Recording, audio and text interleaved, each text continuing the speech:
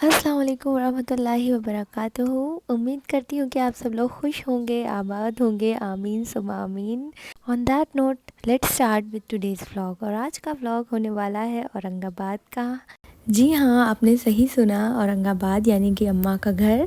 वहाँ मैं अभी थोड़े दिन पहले होके आई थी, लेकिन अम्मा फिर से इतना ज़्यादा मिस कर रही थी कि हमें आना पड़ा। तो हमने उन्हें सरप्राइज़ दे दिया और मैं और एहतिशाम बिना उन्हें बताए घर पहुँच चुके थे। औरंगाबाद हम सिर्फ 2 दिन के लिए गए थे, तो 1 दिन हमने ऑलरेडी डिसाइड कर रखा था फ़ार्म हाउस जाने का। तो अब हम पहुंच चुके थे अपने फ़ार्म हाउस, और यहाँ के लिए हमने बहुत सारी मज़े-मज़े की चीज़ें प्लान करी थी, जो कि आगे की वीडियो में आपको नज़र आएंगी। फ़ार्म हाउस पहुँचते ही जैसे हम कार से उतरे, तो ऐसा एहसास होता है जैसे आबो हवा चेंज हो गई हो, दिल को सुकून मिल गया हो, दिमाग ठहर गया हो। क्योंकि यहाँ इतनी ग्रीनरी देख के इतना अच्छा लगता है कि मैं क्या बताऊँ। और इतने सारे एनिमल्स देख के बेनज़ीर का तो दिन ही बन जाना था आज तो। मौसम बहुत ज़्यादा सर्द था और यहाँ आसपास तो सिर्फ पेड़ ही पेड़ थे, इसलिए यहाँ डबल ठंडक लग रही थी घर के मुकाबले। बहुत ज़्यादा ठंडक थी, लेकिन अल्लाह का शुक्र है आग जल रही थी, तो अम्मा बेनज़ीर को लेके वहीं आग के पास बैठ गईं। अब मैं आपको मिलवा देती हूँ सैफ के बहुत ही दिल के करीब डॉग से, जो कि हैं ऑस्कर। वो बड़े ही मज़े से सोफे पे बैठे आराम कर रहे थे। उसके बाद सैफ हमें उस जगह पे लेके गया जो अभी उसने थोड़े दिन पहले ही सेटअप किया है। उसका टेम्प्रेरी छोटू सा किचन कह सकते हैं उसको, जो उसने फार्म हाउस के लिए ही एक छोटा सा शेड ऐसा डलवा के बनवाया हुआ है। यहाँ पे चाय वगैरह का पूरा इंतज़ाम था कि अगर कोई फार्म हाउस विज़िट करता है जस्ट इन केस, तो चाय वगैरह आराम से सब बन सकती थी। आंटी सारी चीज़ें खोल खोल के देख रही थी कि क्या चीज़ किस में रखी है, साफ़ सुथरा है कि नहीं। फार्म हाउस के जस्ट बगल में थे सरसों के बड़े बड़े खेत, और इस वक्त तो सरसों का मौसम है, तो पूरे के पूरे खेत पीले हुए पड़े थे और इतने ज़्यादा खूबसूरत लग रहे थे कि मैं बयान नहीं कर सकती उनकी खूबसूरती का। ऑस्कर के लिए हम सब लोग नए थे, तो वो नए लोग को देख के बहुत ज़्यादा भौंकता है, और बेनज़ीर बार बार उसके नज़दीक पहुंची जा रही थी। तो हमें बहुत डर लग रहा था कि कहीं खुदा न खास्ता ऑस्कर उसे चोट पहुंचा दे। तो फिर सैफ ने ये किया कि ऑस्कर और बाकी डॉग्स के लिए जो शेड बनवाया था उसने, उसमें ले जाके उसने सारे डॉग्स को बंद कर दिया। उसके बाद जब मैं किचन में आई, तो मैंने पहले से वहाँ खाला को पाया। वो अब कुछ कुछ तैयारियां करना शुरू कर चुकी थी, क्योंकि वो ही अब बनाने वाली थी चिकन हम यहीं फार्म हाउस से ही लेने वाले थे, और उसी चिकन का आज बनने वाला था कोरमा। जितनी देर में खाला इन सब चीज़ों की तैयारियां वगैरह कर रही थी, हम सब बैठे आग के पास आग सेक रहे थे, क्योंकि ठंड बहुत ज़्यादा, लिटरली बहुत ही ज़्यादा हो रही थी। फिर मैं और एहतिशाम उठ के सरसों के खेत वाले पोर्शन में फिर से आ गए, क्योंकि एहतिशाम को बेनज़ीर की कुछ पिक्चर्स वगैरह क्लिक करनी थी। लेकिन जब वो खेत के बीचों बीच में पहुंच गए, तो इन्हें इस चीज़ का एहसास हुआ कि उनकी पॉकेट में उनका सेलफ़ोन तो है ही नहीं, और सेलफ़ोन काफ़ी दूर चार्जिंग सॉकेट में लगा हुआ था। तो फिर वो वापस आ गए, और उसके बाद बेनज़ीर को लेके हम मुर्गों के बाड़े के अंदर गए। जो लोग मेरा व्लॉग लेटली फॉलो करते हैं उन्हें पता होगा कि जब हम लास्ट टाइम यहाँ विज़िट किए थे, तो ये मुर्गे किस कदर छोटे छोटे थे, ऑलमोस्ट चूज़े थे, बहुत ही ज़्यादा छोटे थे। लेकिन इस बार जब हम आए हैं, तो ये माशाल्लाह से बहुत ज़्यादा बड़े बड़े हो गए थे। सैफ से मुर्गा लेके पापा जब बाहर आए, तो बेनज़ीर इस कदर गौर से मुर्गा देख रही थी जैसे वो मुर्गा ना हो कि कोई एलियन हो। वो अब थोड़ी खौफज़दा भी हो रही थी, क्योंकि लास्ट टाइम जब उसने देखे थे तो वो चूज़े थे, और उसे देख के वो खुश हो रही थी, लेकिन इस बार मुर्गे बहुत ह्यूज हो गए थे। दूसरी तरफ किचन वाले साइड कोरमे के लिए जो मसाला पीसना था, तो फ़िज़ा बोली कि मुझे अपनी स्किल्स ट्राई करनी है सिलबट्टे वाली।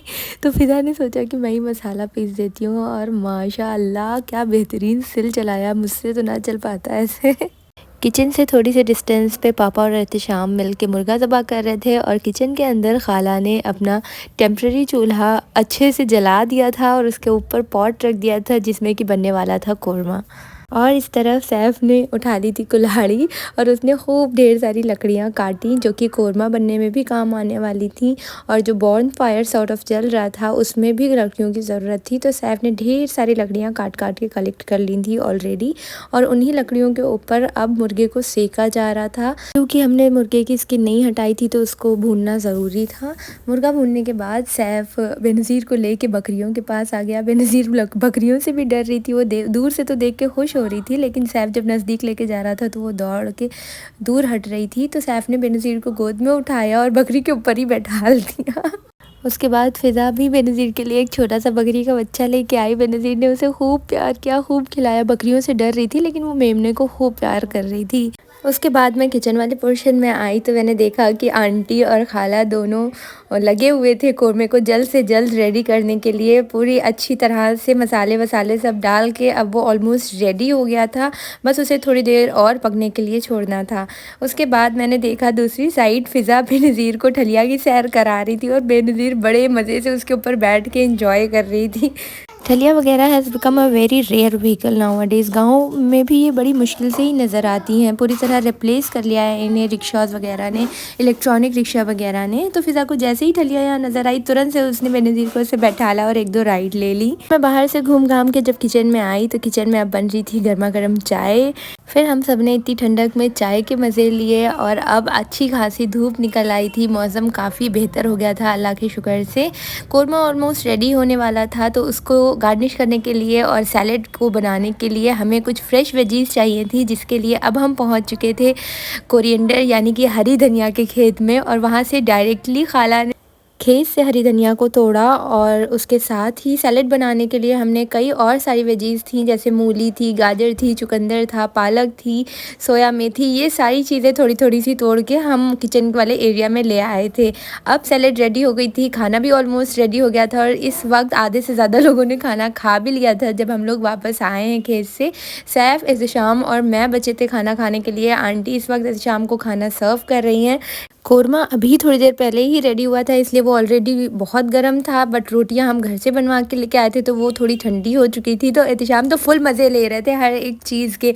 उन्होंने क्या किया, रोटियों को निकाल के बॉन फायर वाली आग के ऊपर ही रख के सेकना शुरू कर दिया। गर्मा गर्म देसी मुर्गे का कोरमा और साथ में डायरेक्टली आग के ऊपर सिकी हुई चपातियाँ और इतना हसीन वेदर। अल्हम्दुलिल्लाह, क्या शानदार एक्सपीरियंस रहा ये हमारा कि मैं बयान नहीं कर सकती आपको इस वीडियो के थ्रू।